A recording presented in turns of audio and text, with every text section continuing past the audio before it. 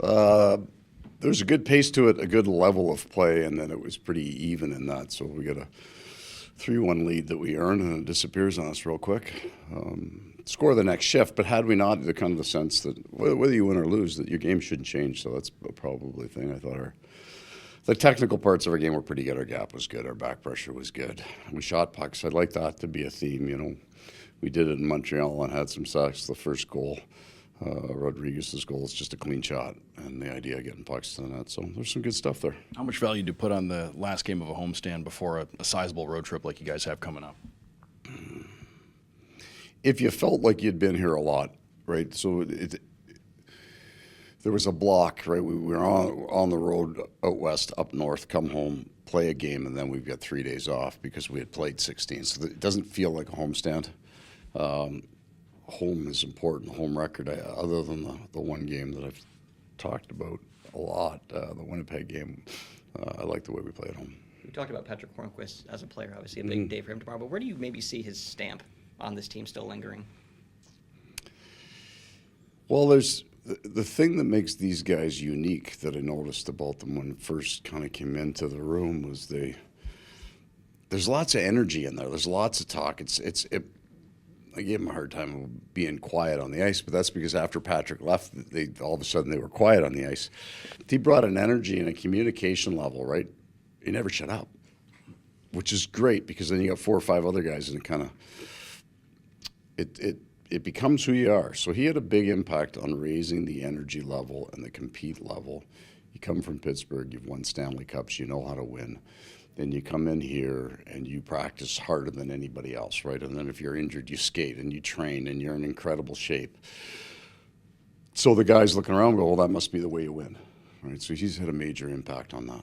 And even though he's not in the dressing room, he's not playing, obviously just the fact he's in the organization still, how much do you think his presence is still helping the team even with him not in a playing role? There's a couple of things. So whatever he does there, so he's visible here. It's not just he's with the organization, but nobody ever sees him. He's in and he's trained. You know, he had a lot to do with those 2 guys getting back and getting and being in shape and being ready to go. So that's tangible help. I also think that it's important for the players that are playing here to see a player who gave a lot, who's a big part of the team, part of the community, even though he wasn't here for 15 years. He's still with the organization. He's still being treated with a tremendous amount of respect, all earned, but the organization has kind of treated him with the respect he deserved. I think as a player, when your career comes to an end, for some of them, it gets very quiet out there. You're not part of anything anymore. And Patric did it the right way, worked really hard, fully committed to this team, this organization, this town. It's good for the other players to see the organization then take care of them. And take care of is not the right word. Continue on the relationship and keep him as part of the team. Well, he said that last year. He was like, everything, you know, he just didn't know what to do. And then you guys, right. He was back on the ice and he goes, right. I couldn't play, right. But I could suit up, I could practice, I could be with the boys. Patric was the kind of person that you wanted to create a unique solution to the problem. He was pretty sure fairly early on that he wasn't coming back, but he wasn't 100% sure. So he'd earned the right to take his time. And then what do you do with that, right? Do you just, let's just have him out there with the guys in practice like he might come back, even though I think as it went on, he became more and more sure he wasn't going to become a player, but he wasn't ready to announce that, so he had the right not to. He's a person that you'll be creative with in terms of how you can include him in your group, also because you can be with him. Because this guy can scout if he wants to, manage if he wants to, coach if he wants to, player develop if he wants to. He has the skill set to do any of those things. Is that tough on you? Because you're pretty adamant he's not coming back. Because we were like, oh, it's just a LTIR thing. He'll be back for the playoffs. You're like, no, he's not. I mean, so you knew that he just couldn't. You didn't want his health to deteriorate or whatever. I just want to make sure I don't feel that I lied to Patric, but he was not coming back to play for me. After a certain point in time with a player, even if you're not a doctor, as a coach, you see a concussion like that, the one that he had. And I just don't know that there would have been a set of circumstances that I would have allowed him to come back after a certain period of time. So he comes in and he has that concussion, and he goes through, and 8 days later they're going, yeah, he's back on the ice, he's ready to go. Then the doctors take over. But it was significant enough that he wasn't sure, and then once a certain period of time where he wasn't, I'm ready, let's go, then I'm not going to put a player like that in harm's way. On to something fun, Nico Yeah. Nicola.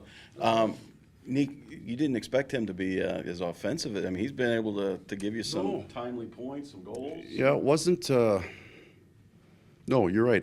That wasn't what he was selling, and we really happy with what we bought, because the defensive parts of his game, his ability to close the gap, we did feel that we had a style of game that fits certain players, that he would be a guy that fits. He's a big, rangy guy that gets across the ice and he closes the gap. But we looked at all of that from a defensive point of view, that he would be able to do a lot, like with that range, even with Mark, that Mark Stahl was able to do. And then, Nico's younger man, he moves a little quicker. All of a sudden he's taken that and he's got up the ice. And anybody can get up the ice. And we want all our defense to join the rush. But timing it is a really different thing, and he times it very well. He'll get in behind the net at the right time. I mean, it So he's seems been like able to create some things with it. And Montour, he looked like a pretty good. Yeah, I think it's still early, but they do. Brandon kind of had a year last year, and I know he put up a tremendous amount of points, but it was really a year of learning how to play a certain style of game. How do I fit my style of game into this Florida Panther style? And he figured that out pretty good. So he is very active and up the ice, but he's actually less than he used to be. Like when he's picking his spots now. It'll be interesting. What we're watching for is we want to encourage Nico to get up the ice. At one point, we got both guys down behind the goal line, right? Hasn't happened yet. We're watching for it. He's been close, though. Yeah, they went through the neutral zone together. I think they had the lead, but I think one of them broke off because they figured, maybe not two defensemen going to the net. I mean, it seems like he's the